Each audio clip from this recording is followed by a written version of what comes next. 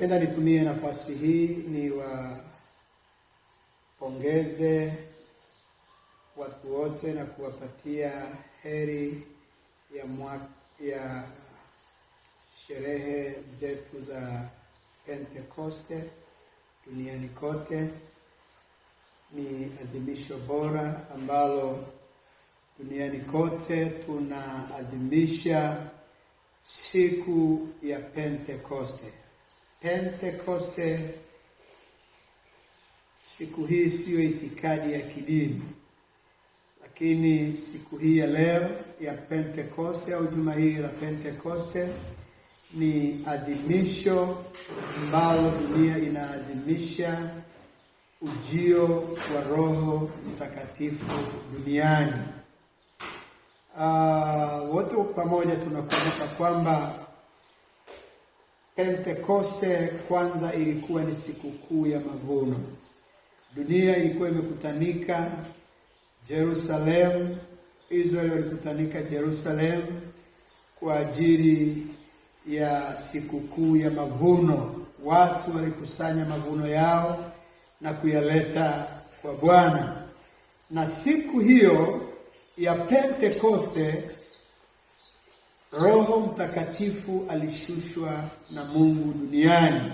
Ilikuwa ni siku ya 10 kuanzia Yesu kupaa kwenda mbinguni, na aliwaambia wanafunzi wake wakae pale Yerusalemu, waingojee ahadi ya Roho Mtakatifu, kwamba akifika kwa Baba atamuomba Baba amwachilie Roho Mtakatifu aje akae na kanisa milele.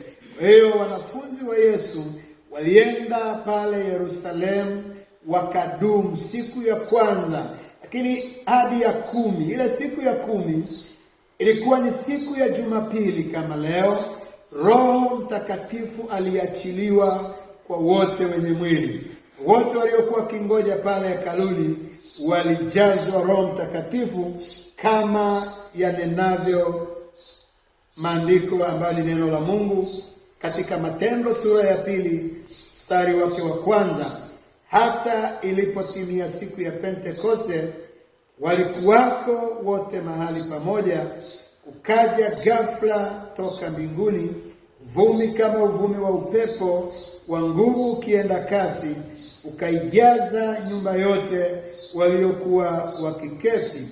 Ukawatokea ndimi zilizogawanyika kama ndimi za moto uliowakalia kila mmoja wao.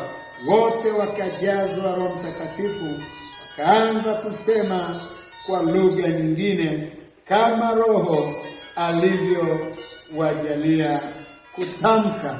Kwa hivyo ikatukia hivyo kwamba Roho Mtakatifu akaachiliwa duniani. Kwa hivyo leo hatuadhimishi sikukuu ya mavuno, lakini tunaadhimisha lile tukio la ujio wa Roho Mtakatifu duniani. Ni wakati wa kulihamasisha kanisa na dunia yote ya kwamba Roho Mtakatifu ni wa muhimu kwetu, ni wa muhimu kwa kila mmoja.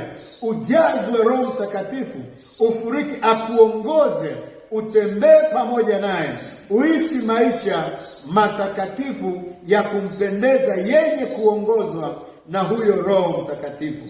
Kwa hivyo nilitakia kanisa la Mungu neema ya Mungu ndani ya juma hili la Pentekoste, kwamba Roho Mtakatifu akuongoze. Na kama neno la Mungu lisemavyo katika kitabu cha Warumi hii sura ya 8 na mstari wa 14, yasema kwamba kwa kuwa wote wanaoongozwa na Roho wa Mungu hao ndio wana wa Mungu. Mpendwa, ongozwa na Roho wa Mungu, wewe utahesabika kuwa mwana wa Mungu. Ongozwa na Roho Mtakatifu.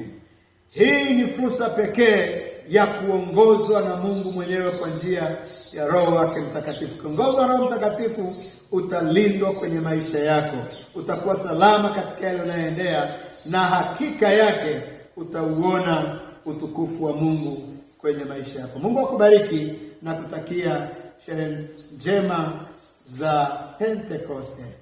Amen.